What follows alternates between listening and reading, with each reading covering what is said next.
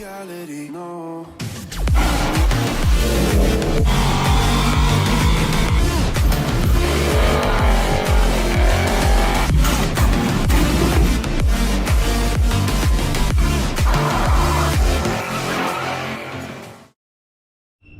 Well, after a long week of working and messing with other projects and whatnot, try not to look what's over there, we are going to work on the Dodge.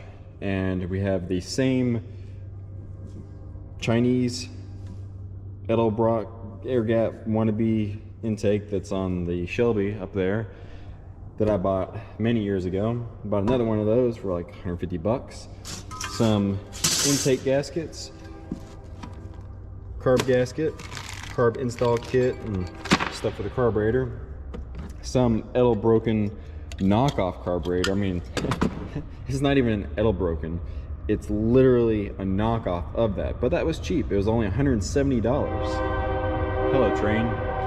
So anyways, between this and these other things, for just a couple $100 or a few $100, we're gonna rip off the old stuff of that truck, put this on, and see how well it runs. We know it will run, we just don't know how well, and if the rings specifically in that one cylinder will come back around. So let's get to ripping all the old stuff off and hopefully test fitting this Chinese stuff.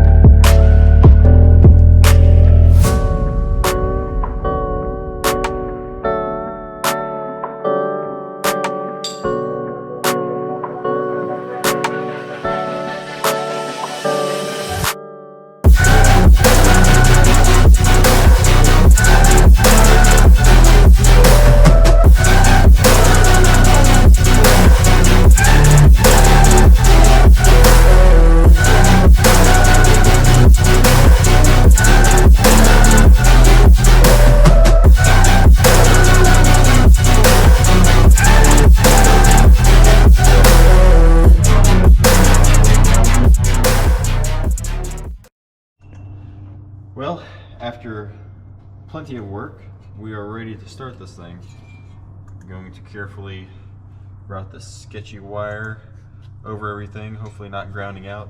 Nothing's gonna spin except the crank, so not really worried about it, as long as it doesn't fall off, do anything crazy.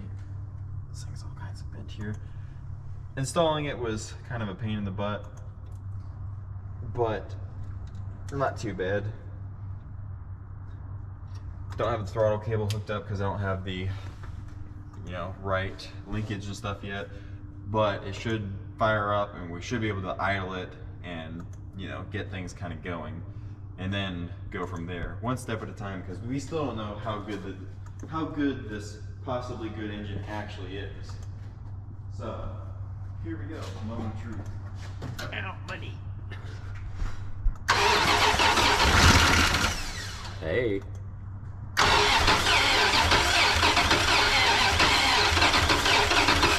Gonna give you a squirt there, bud? Yeah. Good.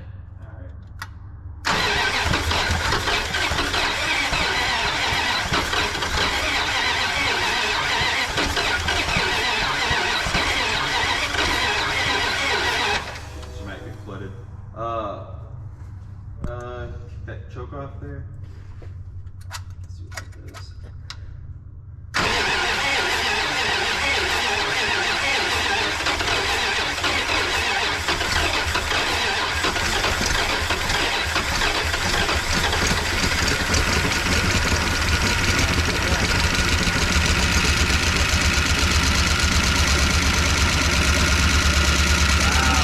Look at that.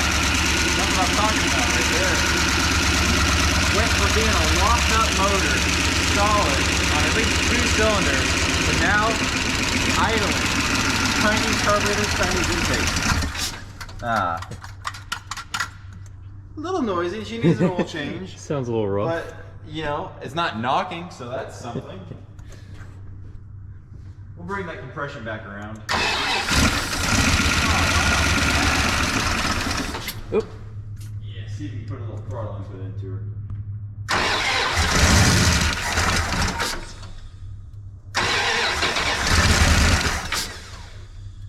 She's got some sticky valves.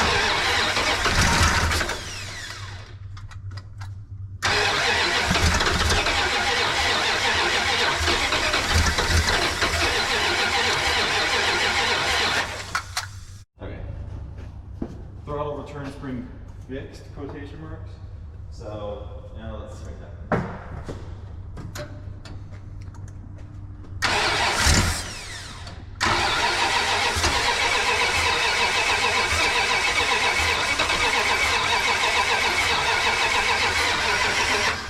Yeah, I think it wants that choke.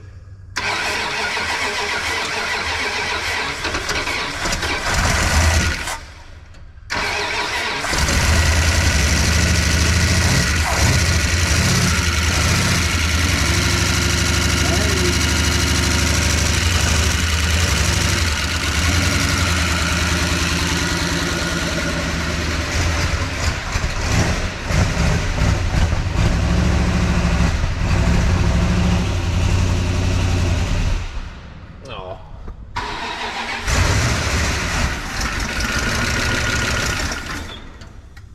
Hey, it kind of runs.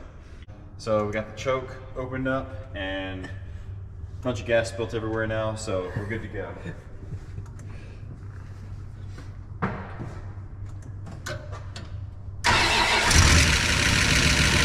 yeah, like it's nothing.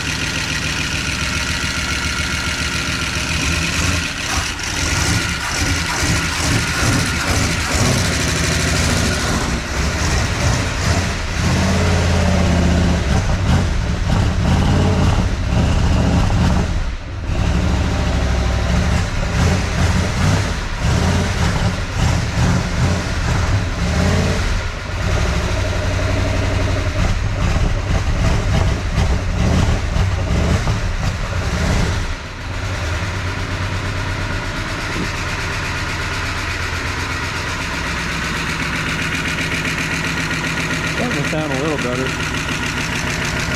Oh, it's awful milky. It's starting to sound better the more it runs. Yeah, she needs an oil change too, so Yeah, the oil looks a little milky, yeah, it's pretty bad. but it's got oil pressure. Turn up the idle just a smidge. It's spitting a bunch of like water out of the exhaust. Is it? Yeah. There's a bunch of junk in there and stuff, so. Oh yeah. Oh yeah. See, I knew it was working. I'm just crazy. All right, let's see if we run a little bit more.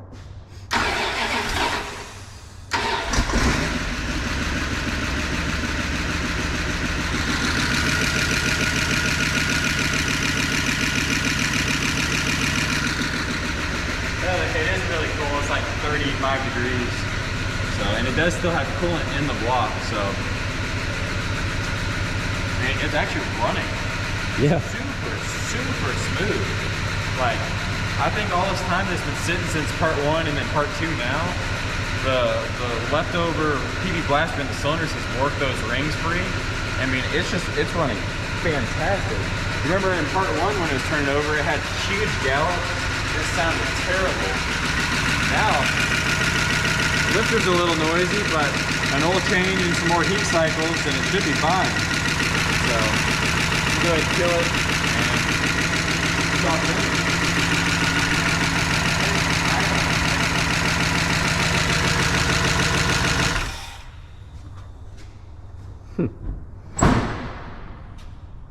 Great success. Yes, sir. So, big thanks to the guy for helping man the throttle and parts running and everything else. Man, I mean, we're right there. I mean, got valve cover gaskets coming tomorrow. I got to finish the cooling system. Got a new thermostat. I mean, just a few little odds and ends. And for part 3, we'll be driving this thing. Maybe just yard driving, but I mean, we'll be driving. We'll, you know, eyeball the brakes, but maybe we'll get away with just doing some fluid and like bleeding them. Who knows? And then we got to do something with the fuel tank because obviously you can't have this sitting there to move it. But we'll figure that out at a later date. And I'm gonna get some belts on it. But I'm very excited. So stay tuned for part 3.